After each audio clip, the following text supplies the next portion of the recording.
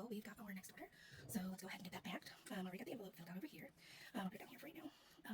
And so this customer bought 2 of our little kawaii boxes. We got the lime, and then we got the eggplant.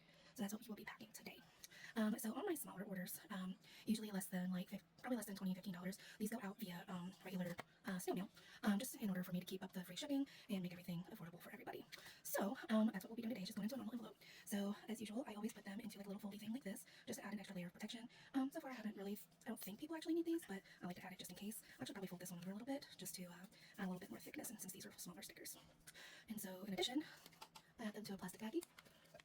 Just to add in a little bit of weather protection. Don't know if it's needed, but I feel better about sending them out with a little bit more protection than just the envelope itself. And this way, if it does get wet, at least the stickers are not in fact ruined. So let's go ahead and get that closed up. There we go. All right. And lastly, just because I don't get a lot of opportunity to add in branding into these, so I do like to wrap these in yellow tissue, just because, as you can see, purple and yellow is kind of like my go-to colors for my brand. So I just like to wrap this up, just make it a little bit cutesy. Nothing super special. I like being able to have things almost like it's a gift, and maybe one day this one will operation will get something a little bit fancier to package things in. But for now, this is what we have. We like to keep things cheap, so those savings can be passed on to you guys. Wrap it up, just like that. And I have one of my little branded stickers. It says thank you for the purchase. And this one's a little bit janky just because it came off the thing weird, but that's okay. It's actually made from the same sticker material as the kawaii boxes. And they're not generally as hard to get off the sticker paper, but because I messed up on the cutting on my branded stickers, these are sometimes a little bit harder to get off. I did not use the appropriate pressure settings when I cut these out, so some of them are a little weird sometimes. But that's okay. Boxes will be fine. And we got that all squared away. It's, nice and cute.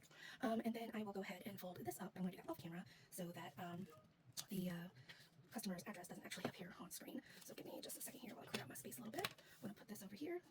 Make sure it's not in the screen. I'm really bad at folding these, just FYI. Success. Alright. So now we're going to put this in the envelope, which I've already filled out. Alright. And then, of course, we put it in our little bundle. Now, these are nice and peeling sticks, but I don't only rely on that. So we will go ahead and fold it over. But, of course, I do have one more sticker, just because I like putting them everywhere. This is another one where I messed up the cutting settings. It's part of the same sheet. But they're really heavy-duty stickers, so I can't complain too much. That was my own fault.